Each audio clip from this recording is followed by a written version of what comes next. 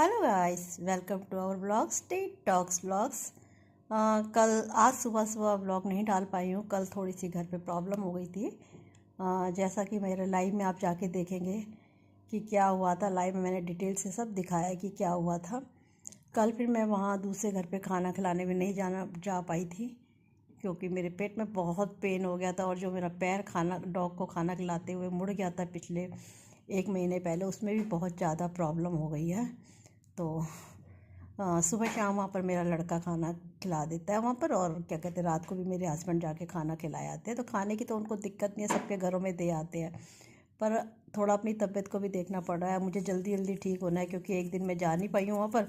अगर मैं ठीक नहीं होगी तो इन बच्चों को खाना खिलाने कौन जाएगा, और उनको खाना खिलाना बहुत ज़्यादा ज़रूरी है। जैसे कि ये राजकुमार हमारे ऐसे बैठे और पूरा दिन करते हैं खुजली। ये देखो, ये देखो। अभी एक जगह का और केस आया है। एक डॉग की, बूढ़े डॉग की, वो भी इतनी पिटाई कर दी और उसकी इतनी चोटें आई हैं। बस कसूर क्या था, वो भौंक रहा था।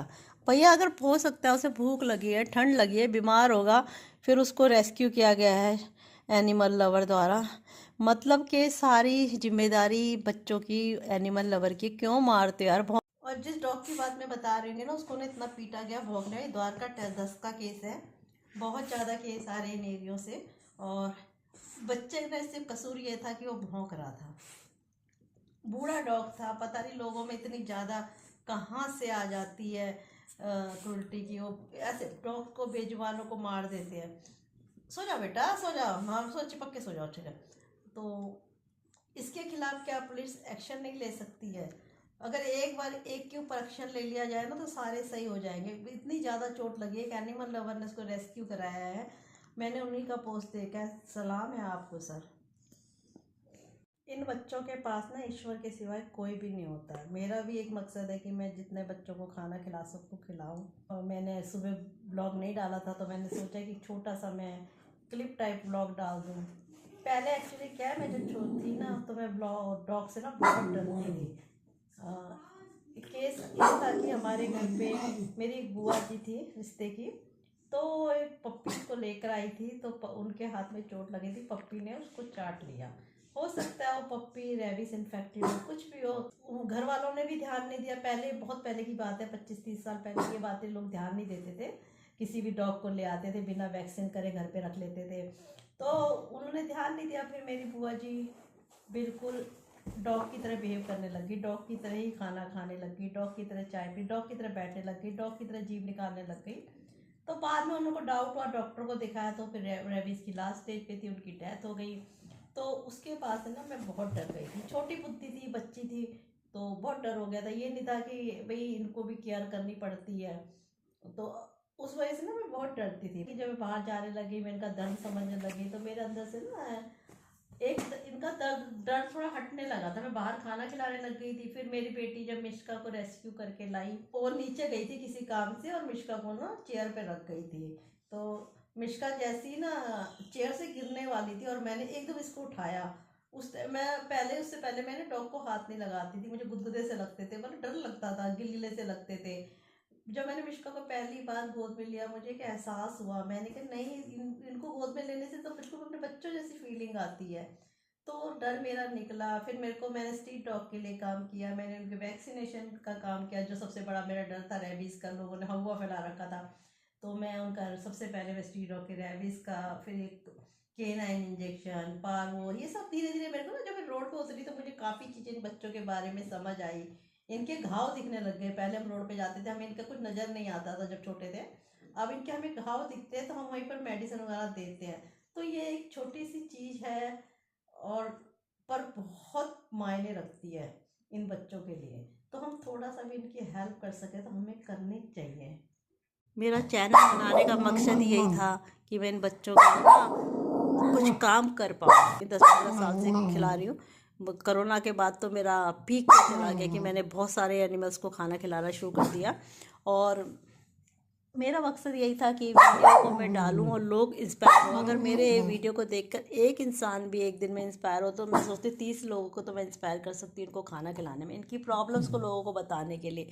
बस यही एक मेरा छोटा सा मकसद था इस चैनल को बनाने का। मेरा यही बड़ा, छोटा नहीं, बहुत बड़ा मुद्दा है ये हम लोगों के लिए, कि हम इनका पेन समझें, हम इनकी प्रॉब्लम को समझें। और लोग बहुत सारे समझते हैं, इनकी सिर्फ वीडियो बना के उसे फंड राइज ना करें। मैं कई बार लोगों से कहती हूँ कि भाई मुझे थोड़ी हेल्प कर दो ताकि मैं ज़्यादा से ज़्यादा इनका इलाज करा पाऊँ। तो बहुत मुश्किल हो जाता है अकेला, कई बार हमें कई केस छोड़ने पड़ते हैं, फिर मुझे थक हार के ना बच्चा शेल्टर भेजना पड़ता है, क्योंकि मैं उतना ज़्यादा नहीं कर पाती। और शेल्टर में रिकवर होकर बच्चा मेरा तो अभी तक एक भी नहीं आया, सच बोलूँ तो। इसलिए जो भी मैंने स्ट्रीट पे इलाज करा है वही बच्चा मेरा रिकवर हुआ है, क्योंकि मैं खुद पे विश्वास करती हूँ कि मैं खुद अपने पैसे से जो भी खर्चा करें अपने सामने उस बच्चे का इलाज करूँ। मेरा बस यही मकसद रहता है। कई लोगों ने तो क्या है, इनसे ना कमाई का जरिया भी बना लिया है। डॉग को बेच के कोई लोग, कई बार तो कुछ बहुत जगह तो डॉग को ना बेचा जा रहा है, उससे पैसा कमाया जा रहा है, उसको एक्सपोर्ट करा जाता है। किस लिए कराया जाता है इसको बताने की ज़रूरत ही नहीं है किसी को भी। इन बच्चों की लाइफ ना तो सड़क में सिक्योर है, ना घरों पे भी कई ब्रीडर रखते हैं ब्रीड करने के लिए, उसके बाद इनको रोड पे फेंक देते हैं। मालिक पालते हैं, जब तक वो छोटे होते हैं उनको घर पे रखते हैं, प्यारे क्यूट पप्पी होते हैं, पालते हैं। जब बड़े बीमार कुछ हो जाते हैं रोड पे फेंक देते हैं। स्ट्रीट पप्पी के संग तो भैया एक बहुत बड़ा वो होता है, जब ये स्ट्रीट पप्पी छोटे होते हैं ना बहुत क्यूट लगते हैं, तो लोग ने पालते। जैसे ये बड़े होते हैं तो लगता है लोगों को ना जगह घिर रही है, अरे ये तो बहुत बड़े हो गए हैं, इनको घर पे नहीं रखना, फिर उठा के ना कहीं भी फेंक देते हैं। और तब तक वो पप्पी इस रोड पे सरवाइव करने लायक रहता ही नहीं है, उसको डॉग काटते हैं, मारते हैं। लोगों को ये बात समझ में नहीं आती। मैं कई बार कहती हूँ आप ना उसको स्ट्रीट से मत उठाओ, उसको पलने दो, उसको अपनी हालात में, कम से वो खाना ढूंढना रोड पे सीख लेगा। नहीं, लोगों को इससे कोई फ़र्क नहीं पड़ता, वो खेलते हैं और फिर उसको रोड पे फेंक आते हैं। बच्चों पत्थर मार रहे हैं, माँ बाप देख रहे हैं, मना नहीं करते। बच्चों को संस्कार देना सबसे बड़ी पहले हमारी ही जिम्मेदारी है। हमें ही बच्चों को सिखाना पड़ेगा, भैया इनको भी चोट लगती है, इनको भी दर्द होता है, इनको भी पेन होता है। जो भी इन बच्चों को ना हर्ट करते, तो मैं उनसे एक बात कहना चाहती हूँ, एक दिन आप रोड पे इनकी तरह रह के देखिए, बस इतना सही कहना चाहती हूँ। आज मैं स्ट्रीट डॉग ब्लॉग्स महादेव की तरफ से सबको आने वाले नए साल की बधाइयाँ देती हूँ, और नया साल आपके लिए बहुत अच्छा बन के आए। और मेरे बच्चों के तो भगवान करे इन बच्चों के लिए कोई तो अच्छा सा कानून बन जाए इस नए साल में। जितना ज़्यादा से ज़्यादा मैं इनकी सेवा कर सकती हूँ अपने लाइफ का, मैंने ही सोचा कि मेरे लाइफ का जितना भी हिस्सा बचा है मैं इन बच्चों को सेवा में ही लगाऊंगी और इनके लिए ही कुछ करूंगी। अगर कोई भी मेरे साथ इन बच्चों के लिए करने में हेल्प करना चाहे तो ये जो स्क्रीन पे नंबर दिखाई दे रखा है इस पर आप मेरे हेल्प कर सकते हैं। आज का जो मैं ये छोटा सा ब्लॉग बना रही हूँ सिर्फ इसीलिए बना रही हूँ कि लोगों को बता सकूं कि होता है, इनको भी सब कुछ उसी तरह से होता है जिस तरीके से हमें फील होता है। तो मैं कह रही हूँ फिर कानून इनके लिए हम जैसा क्यों नहीं, ये भी तो भगवान के बनाए, जिस तरीके से हमें भगवान ने बनाया उसी तरीके से तो इनको भी भगवान ने बनाया, तो इनका दर्द को समझो। अभी पिछले एरिया का मैं बताऊंगी, मुझे खबर मिली है 2-3 गली छोड़ के जहाँ हम पहले रहते उसके पीछे एक डॉग पता नहीं कहाँ चला गया, भाग गया है और मिल नहीं रहा है। तो जिस एरिया में आप रहते हो उस डॉग की केयर करिए प्लीज़, और उसको ढूंढिए। मैंने उनसे बोला है आप पता करिए, कहीं भी आसपास ही होगा, नहीं मिलता तो मुझे बताइए। मैं वैसे कर भी क्या सकती हूँ, देखो भाग गया है। तो इन लोगों को ध्यान रखना चाहिए, और वीडियो होनी चाहिए ना ताकि हम ग्रुप्स में सर्कुलेट कर सके, उसको मिल।